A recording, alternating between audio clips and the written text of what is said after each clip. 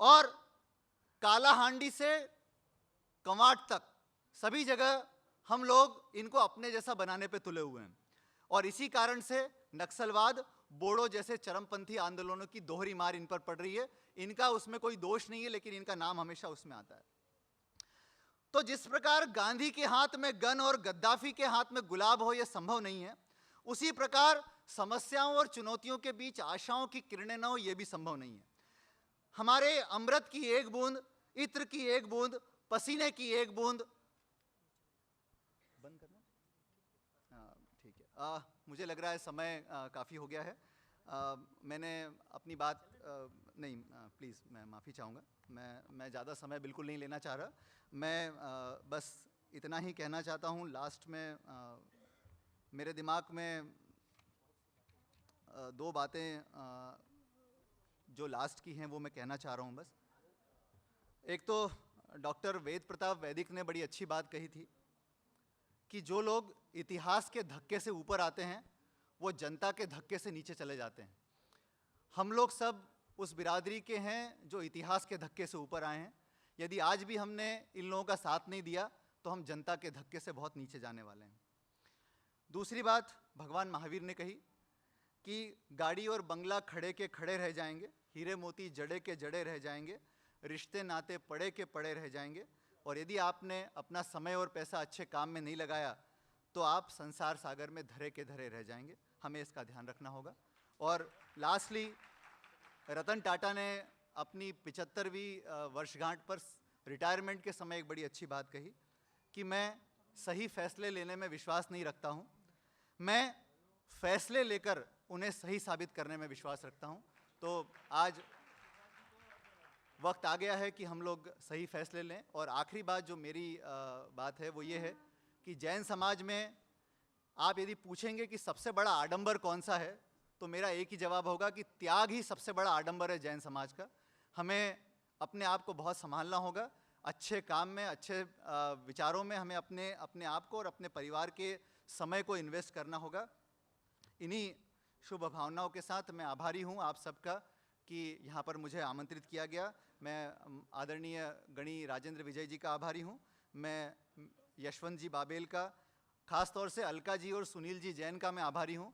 आपका आतिथ्य आज मुझे सौभाग्य मिला कल रात को आपके मुंबई स्थित निवास पर निवास करने का। मैं आप दोनों के आतिथ्य से बहुत प्रभावित हूँ और मैं आपकी शुभकामनाएं मेरे साथ हैं। अशोक कोठारी जी और दिनेश जी मेहता, नितिन खीवसरा जी, मिलिंद बाफना जी, इन सभी का मैं आभार व्यक्त करता हूं। और यदि मैंने आज ज़्यादा समय लिया है, मुझे लगा था मैं भोपाल से आ रहा हूं तो कम से कम 10 मिनट तो अपनी बात रख सकता हूं, लेकिन समय की अपनी मर्यादा है। मैं अपनी बात यहीं समाप्त करता हूं और आप सभी का धन्यवाद देता हूं। चलिए, मैं क्षमा चाहता हूं सर से। सुधीर जी, आपकी व्यक्तित्व की वाणी हम सबको लाभान्वित कर रही थी। हम समय पर फिर आपको सुनना चाहेंगे और सुखी परिवार इस फाउंडेशन के माध्यम से हम पुनः आपको फिर बंबई में होने वाले कार्यक्रमों में सुनेंगे। तब तक के लिए ये सिर्फ ये समझ लिए आपके भाषण का अल्प विराम हुआ है। चलिए, अब हम आगे बढ़ते हैं। हमारे मध्य में माननीय श्री सुखराज जी नाहर विराजे हुए हैं, साथ ही साथ में पृथ्वीराज जी कोठारी विराजे हुए हैं। मैं निवेदन करता हूँ एक बार आप दोनों से कि जरा मंच पर पधारें और जिस काम को गुरुदेव ने आगे बढ़ाने के लिए आप दृढ़ संकल्पित है, मैं आपसे निवेदन करता हूं पधारें। ये मंच और माइक दोनों आपके हाथ में है। आदरणीय महाराज साहब प्रणाम। जो महाराज साहब ने कार्य बताया एक समाज के लिए बहुत अच्छा काम है। हम सबको सपोर्ट करना चाहिए ऐसे काम में। बहुत कम साधु है जो ऐसे वर्क कर रहे हैं। हमको इस खुशी की बात है। मैं मेरी तरफ से 11 लाख रुपया इसके लिए सहायता दे रहा हूँ और पृथ्वीराज कोठारी की तरफ से भी 11 लाख रुपया। और मैं विश्वास दिलाता हूँ कि इस संस्था के साथ जुड़ा रहूँगा।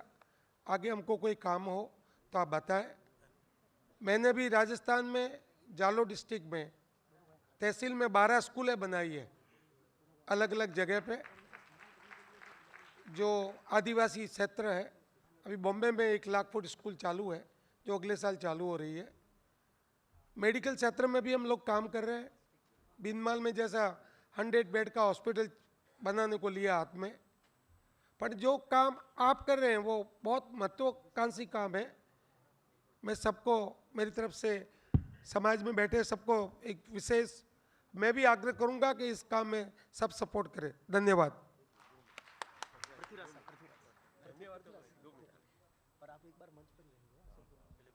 महाराज साहब के चरणों में कोटि कोटि वंदना। जो महाराज साहब ने जो कार्य आदिवासियों का किया है बहुत ही सराहनीय है। बहुत ही कम साधु को मैंने देखा है जो ऐसे नीचे स्तर से लोगों को साथ में जोड़ते हैं। ये बहुत एक अच्छी बात है कि अगर समाज को दूर तक फैलाना है तो ज़्यादा से ज़्यादा लोगों को जैन बनाना पड़ेगा। अगर आप देखोगे महावीर स्वामी भगवान के टाइम में कितने जैन थे और आज कितने कम हो गए हैं, बहुत से कम गिनती में आ गए। और मेरे जैन साधु महाराज से एक खास विनंती है कि जो देवद्रोह के पैसे इतने पड़े हुए हैं, मैं मानता हूँ कि देवद्रोह के पैसे नहीं वापरने चाहिए, पर उसका इंटरेस्ट एटलीस्ट जैन भाइयों के लिए स्कूल बनाने के काम में अगर उसका इंटरेस्ट का एक सदुपयोग हो तो मेरी जैन साधु महाराज से सबसे विनंती है कि कुछ उसके बारे में सोचना चाहिए। ठीक है कि देवद्रोह का पैसा नहीं वापरना चाहिए, मैं मानता हूँ कि वो यूज़ नहीं कर सकते, पर उसका इंटरेस्ट काफ़ी भारी मात्रा में है। अगर उसका सदुपयोग हो जाए तो भी काफ़ी जैनों को सफलता मिल सकती है और आगे आ सकते हैं। बस इसी के साथ मैं आप सबका धन्यवाद करता हूँ।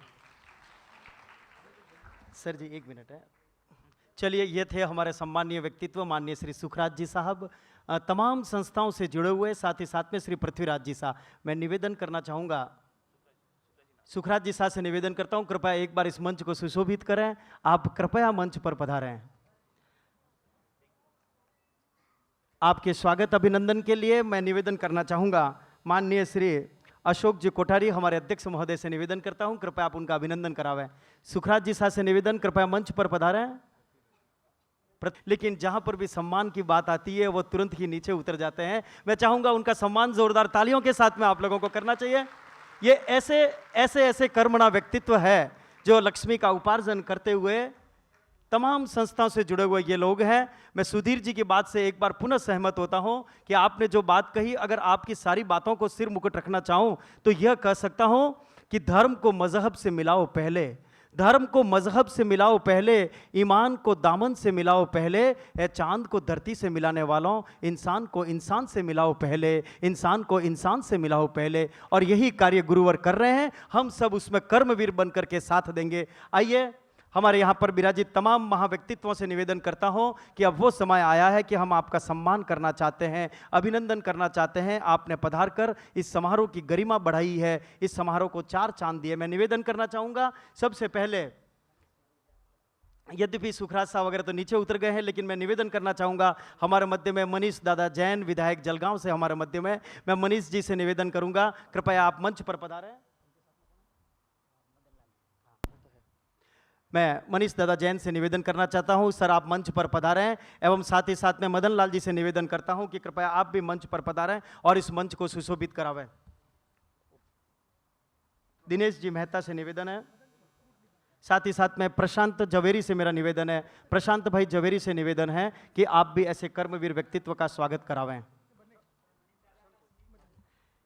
हाँ, देखिए यहाँ पर तमाम व्यक्तित्व विराजमान हैं। हम चाहते हैं एक एक व्यक्ति को सुने, अधिक समय में न लेते हुए सीधा मनीष भाई से, मनीष दादा जैन से निवेदन करता हूं, क्योंकि आप विधायक हैं। तब मैं ये कहता हूं सर कि लोग न धरती न धाम देखेंगे, लोग न धरती न धाम देखेंगे, न तीर्थ न नाम देखेंगे, और कौन देखेगा आपका पद और प्रतिष्ठा? लोग सिर्फ आपका काम देखेंगे, लोग सिर्फ आपका काम देखेंगे। आइए, हमारे इस फाउंडेशन से जुड़े हुए मनीष जी से निवेदन है।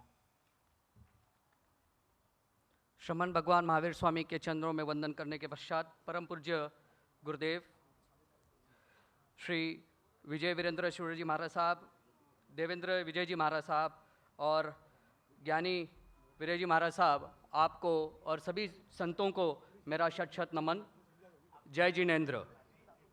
एक अपेक्षा होती है, एक छोटे से कार्यक्रम में मैं पीछे गया था पंजाब में, विधायक होने के नाते वहाँ पे गया था, तो सिख लोगों का कार्यक्रम था अमृतसर में। और गुरुदेव वहाँ पे जाने के बाद में जब उन्होंने कहा, एक घोष वाक्य कहा कि जो बोले सो निहाल, तो वहाँ से सब लोगों ने एक ही उत्तर दिया, सत श्री अकाल। और जब मेरे को बहुत अच्छा लगा वो बात, इसीलिए मैंने कहा जय जिनेंद्र। उनकी आवाज़ में और अपनी आवाज़ में बहुत फ़र्क है। गुरुदेव के इतने बड़े कार्यक्रम में हम लोग आए हैं। गुरुदेव चाणक्य है। आपने बहुत कुछ कहा, मैंने सुना, आपकी वीडियो फिल्म देखी, लेकिन ध्यान में उस समय ये आया कि देखिए चाणक्य कौन थे। चाणक्य के भी 3 नाम थे। कौटिल्य, क्योंकि कौटिल्य नीति जो उन्होंने लिखी थी वो चाणक्य ने लिखी थी। चाणक्य का हमने देखा कि चाणक्य शास्त्र एक है। कोचर जी आप बहुत अच्छा वक्ता है, आपने देखा होगा कि चाणक्य नीति की वजह से हम लोग चाणक्य को जानते हैं कि चाणक्य नीति क्या है। चाणक्य नीति। और तीसरी उनका नाम है कि उन्होंने जब विष्णुगुप्त, जब उन्होंने अपने आप में जो स्वयं आचार्य पदवी ग्रहण करी तो उनका नाम उस समय विष्णुगुप्त था। ऐसे देखने जाए तो उनका नाम एक वत्सन्य भी था। वत्सन्य नीति लिखी थी। तो ऐसे 4 नाम थे चाणक्य जी के। गुरुदेव आपने तो ऐसा काम किया है कि आपका नाम तो क्या क्या नाम से हम लोग आपका पूजे। जिसके लिए आप कर रहे हो, लोग तो अजैन को आप जैन बना रहे हो, आप उनमें संस्कार दे रहे हो। ये तो बहुत ही बड़ा काम है। ये काम सामान्य काम नहीं है। और ये काम की वजह से मैं आपको एक आश्वासन देना चाहता हूँ। मैं महाराष्ट्र में हूँ, मैं विधायक हूँ। महाराष्ट्र शासन की, जैसे आपने गुजरात में नरेंद्र भाई की बहुत कुछ सेवा वहाँ पे किया है, ज़्यादा विषय में नहीं करना चाहता हूँ। लाभ लिया है, मैं तो इतनी बात कहूँगा। लाभ देने वाले तो यहाँ पे बड़े बड़े लोग बैठे हैं, लेकिन महाराष्ट्र शासन भी ऐसे काम में पीछे नहीं है। गुरुदेव आपकी जो चिंतन है, आपकी जो सोच है, उसके साथ में महाराष्ट्र शासन भी एक, हम लोग यहाँ पे ग्रामीण भागों में जो पिछली जो भाग है हमारे यहाँ पे, हम लोग वहाँ पे आश्रम शाला बोलते हैं उसको, मराठी में आश्रम शाला, मतलब आश्रम के हिसाब से बच्चे वहाँ रहते हैं और पढ़ते हैं। और महाराष्ट्र शासन उसको पूरा प्रोत्साहन देता है। अगर आपकी इच्छा हो तो यहाँ पे मैं आपको पूरे इस कार्यक्रम में तन मन और धन भी आपको पूरा सहकार्य करूँगा। शासन भी साथ में रहेगा और हम भी साथ में रहेंगे। आपने कह दिया ये सब राजस्थानी, अभी बादाम गिसूलाल जी साहब का नाम लिया आपने, पृथ्वीराज भाई का नाम लिया आपने यहाँ पे कई लोगों के नाम लिया, यहाँ पे नाहर साहब का नाम लिया, गर्डी साहब का नाम लिया। सब लोग हैं यहाँ पे राजस्थान के हैं, गुजरात के हैं, लेकिन अब ये कोई नहीं, ये अभी सब है मुंबई के हैं, ये महाराष्ट्र के हैं। और ये महाराष्ट्र में रहते हैं। राजस्थान में भले ही अपना नाम ले, आप बोलते हैं राजस्थानी अपना नाम नहीं छोड़ता, ये उनकी कर्म भूमि है। अब कर्म भूमि महाराष्ट्र हो गई राजस्थान के साथ। अभी कहा इन्होंने कि हम 100 बेडेड हॉस्पिटल भिनमाल में बना रहे हैं। चलेगा शुक्रा जी साहब, हॉस्पिटल बनाए, स्कूल बनाए, यहाँ पे सब लोग हैं। आप श्रेय लीजिए इस बात का। आपकी विजन है, आपका मिशन है, और उसके अंदर हम आपको पूरा साथ देंगे। मैं ज़्यादा नहीं समय लेना चाहता हूँ। मैं जानता हूँ बोलने के लिए बहुत कुछ है, लेकिन बोलना भी बहुत कम चाहिए। लेकिन एक ही बात है गुरुदेव, आपके इस सोच में, आपके मिशन में, आपकी विजन में मैं आपके साथ में हूँ। मैं यहाँ पे कुछ अनाउंस नहीं करूँगा, क्योंकि मैं इतना बड़ा नहीं हूँ कि मैं आपके समक्ष कुछ बोलूँ। लेकिन आपकी जो भी भावना है, आपकी जो भी इच्छा है, मैं आपके साथ में हूँ। जय जिनेंद्र, जय महावीर।